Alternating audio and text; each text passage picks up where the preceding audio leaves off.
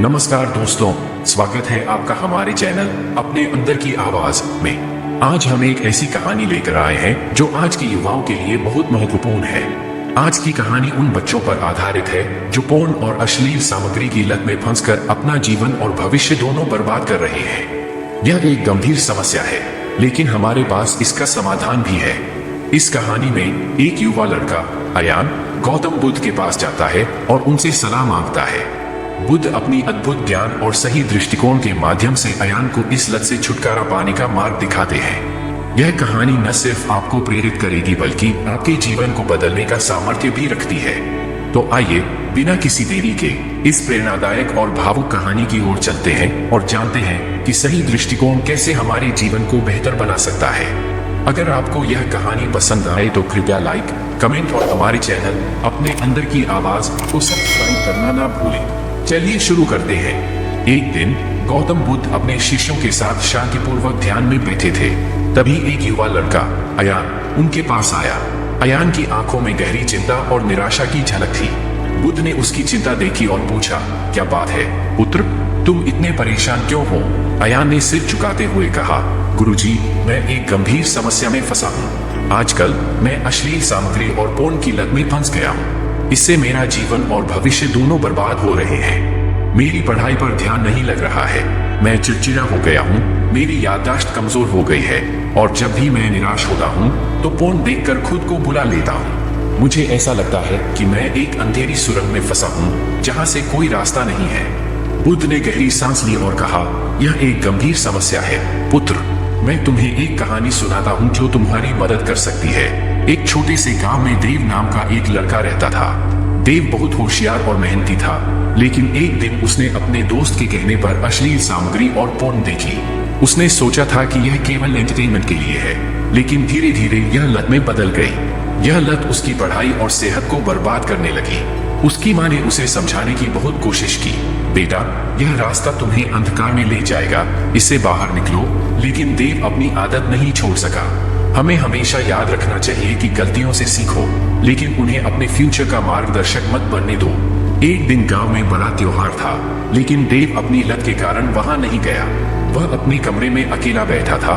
उसकी आत्मा तड़प रही थी और वह खुद को बहुत कमजोर और लाचार महसूस कर रहा था। तभी एक घटना घटी जिसने देव की सोच को बदल दिया। साक्षी नाम की एक लड़की बीमार पड़ गई और जमीन पर गिर पड़ी। सभी गांववासी उसकी मदद के लिए दौड़े, लेकिन देव शर्मिंदा होकर खड़ा रह गया।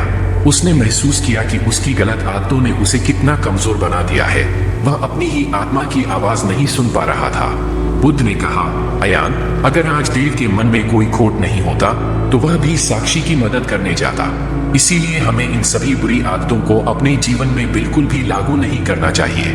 अगर आप भी इन आदतों को अपनी डेली लाइफ में अपनाते हैं तो मेरे भाई, आज ही इन सभी आदतों को हमेशा के लिए छोड़ दें, ताकि जिंदगी में पछताना न पड़े।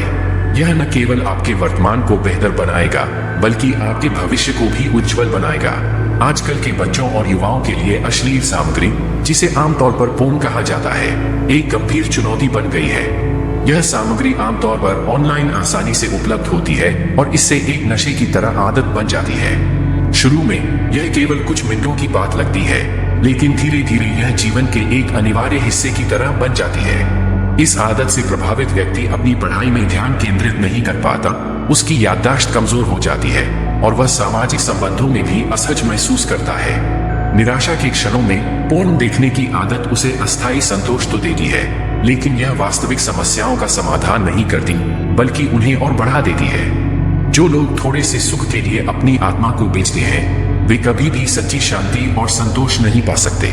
इस लत का असर न केवल मानसिक बल्कि शारीरिक स्वास्थ्य पर भी पड़ता है।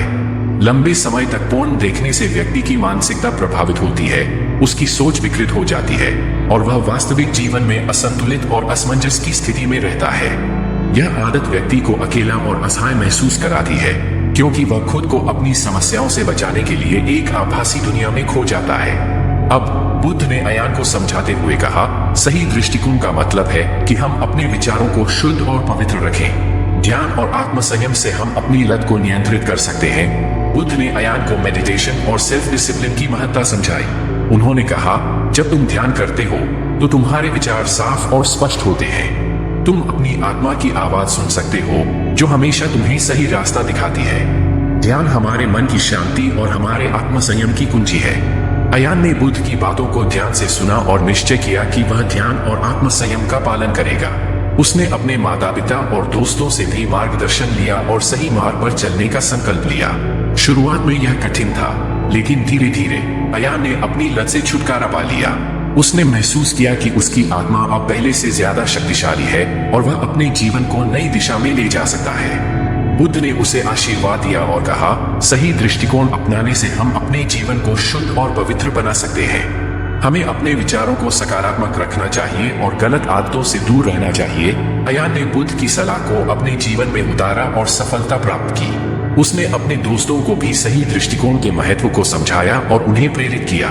यह कहानी हमें सिखाती है कि अश्लील सामग्री और पोर्न की लत एक गंभीर समस्या हो सकती है, जो आजकल के बच्चों को पढ़ाई में ध्यान केंद्रित करने, मानसिक स्वास्थ्य बनाए रखने और सामाजिक संबंधों को मजबूत बनाने में बाधित कर सकती है। सही दृष्टिकोण, ध्यान, आत्मसंयम और सही मार्गदर्शन से हम इससे छुटकारा पा सकते हैं। हमें अपनी आत्मा की आवाज सुननी चाहिए और अपने विचारों को शुद्ध और पवित्र रखना चाहिए।